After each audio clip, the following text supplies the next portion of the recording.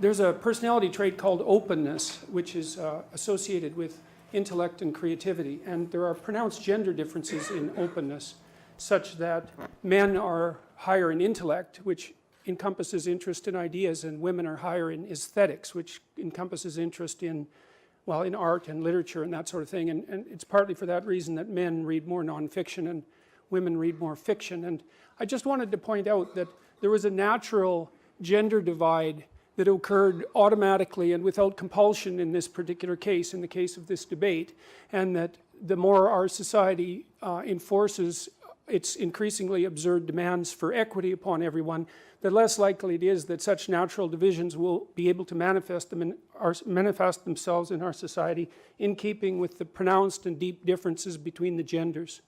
So I just thought that makes an interesting initial what would you call it, real world demonstration. So, okay, so about 2 months ago, I made these videos. I did it because I was trying to articulate my concerns for a variety of reasons. I've been keeping an eye on political correctness for a long time, and I was also very upset with the Human Resources and Equity Department's decision to make anti-racism, so-called anti-racism and anti-bias training mandatory for their staff, which I regard as an unacceptable intrusion into their staff's right to their political opinion, as well as noting that there's absolutely no evidence whatsoever that mandatory anti-racism and anti-bias training has the impact that is claimed. In fact, the empirical evidence suggests quite the contrary. When you mandate that sort of thing, you actually make people more prejudiced. It's also based on what I would say is a rather pernicious form of pseudoscience that's been promoted by social psychologists, a group that I have a fair bit of trouble with, and that's been transformed into a kind of educational fascism that has no grounding whatsoever in the empirical literature. Now, what happened as a consequence of making these videos was really quite unexpected to me. We've been trying to keep count. There's been 140 print articles published about this, whatever this is, in the last 2 months, and then dozens and dozens of YouTube videos and television interviews and radio interviews and demonstrations. Millions of people have been tuning into this online. And so obviously something's up, and I can tell you that what's up isn't only a discussion about Bill C-16 and about gendered pronouns. You know, sometimes when you're having a debate or a discussion with someone that you love, and you're having a little argument about something, like who's going to do the dishes or something like that, or you know how especially if you haven't been getting along very well with that person, you know how the discussion starts with something specific, and then you start trading all the things that it might be about until you're arguing about, you know, the way that you behaved on your third date, you know, 10 years ago, and the whole underlying unresolved chaos of your relationship emerges through the little portal that was defined by the argument. You know, well, that's what this is about. So what the hell's going on here exactly, and why are we damn near at each other's throats? Look at what happened in the United States a week and a half ago. There's some things to talk about here, and I started to try to talk about them, and I would say that my freedom to do so was rapidly infringed upon. My career was put at risk, and I find this absolutely unacceptable because I am trying to sort this out. And believe me, you know what you call people you can't talk to? Enemies. And if we want to divide our society into armed camps of enmity, all we have to do is keep doing what we're doing. And I would recommend that we don't do this. I've studied authoritarianism for a very long time. I know what happens when things get out of control, and it can happen extraordinarily rapidly. And I would say we're on the cusp of that. And so we need to start talking and listening. And when you talk, it doesn't mean you're right, it doesn't mean you're correct, right? It means you're trying to articulate and formulate your thoughts like the boneheaded moron that you are. And you're going to stumble around idiotically, because what the hell do you know? You're full of biases, and you're ignorant, and you can't speak very well, and you're over-emotional.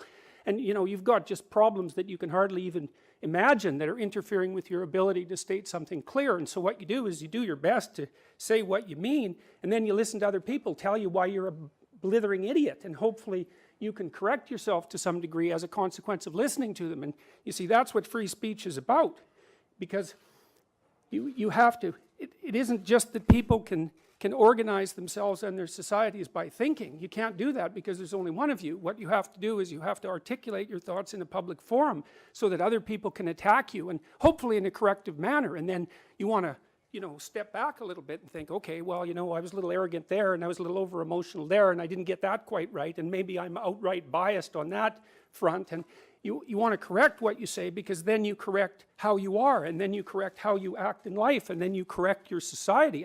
And to the degree that we limit freedom of expression, we put all of that at risk.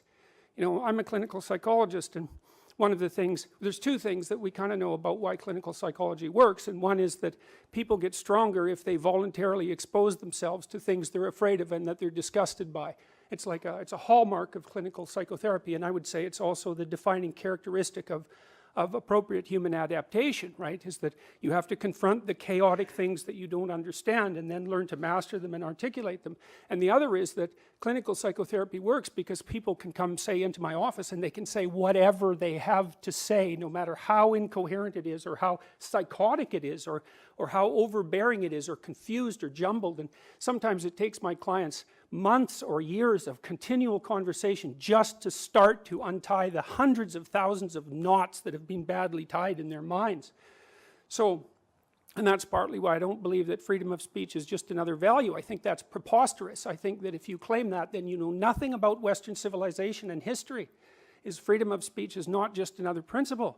It's the mechanism by which we keep our psyches and our societies organized, and we have to be unbelievably careful about infringing upon that, because we're infringing upon the process by which we keep chaos and order balanced, And if chaos and order go out of balance, then all hell breaks loose, and the situation is not good. And we've seen that happen many, many times in the 20th century, right? Since the late 1800s, our societies, Western societies, have been careening madly between the hyper-repressive order of the radical right and the absolute devouring chaos of the radical left. We've become unmoored. We've lost our bearings.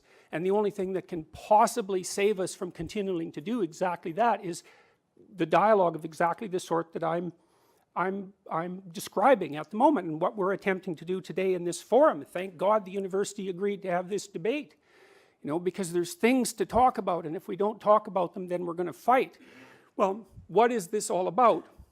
I can list you some of the things that it's about.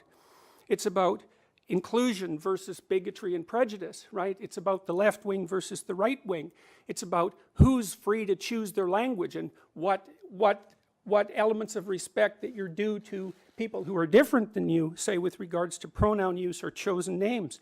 It's about whether the subjective or the objective is going to take precedence, because implicit in Bill C-16, and I'm telling you, there's an assault on the idea of objectivity itself, an assault on the idea of biology itself. And if the university thinks that the sciences are going to be immune from the ideological doctrine that's embedded in these pieces of legislation, they better think again, because there is trouble coming. I know that OISE already has an anti-psychiatry program, and we noticed that Ken Zucker got hounded out of his job just a few years ago, even though he was an entirely credible scientist and clinician.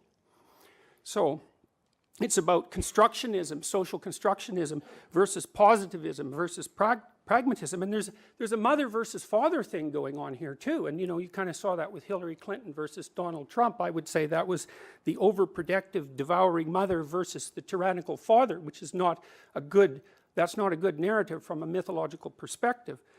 It's about also the adversarial spirit, I would say, versus the logos. That's at the deepest possible level of analysis. And the adversarial spirit is the spirit that claims what I think right now is correct above all else, and I have nothing whatsoever to learn, versus the logos. And the logos is a very complex idea, and maybe the deepest idea of humanity, I would say, certainly the deepest idea of Western civilization, and that's that the proper citizen is the person who embodies truth in speech and attempts to act it out. And that also includes listening, because listening is part of communicative intent. And I think at the moment that we're embroiled in a war on every single one of those dimensions, and several others that I haven't had time to list. And the evidence that we're in that sort of war is precisely the fact that this has attracted so much attention. I mean, I just sat in my bloody office at home and threw up a couple of amateurish videos, more or less attempting to articulate my feelings about a couple of policies, and it's like all hell broke loose. And why? Well, because that hell is right underneath the surface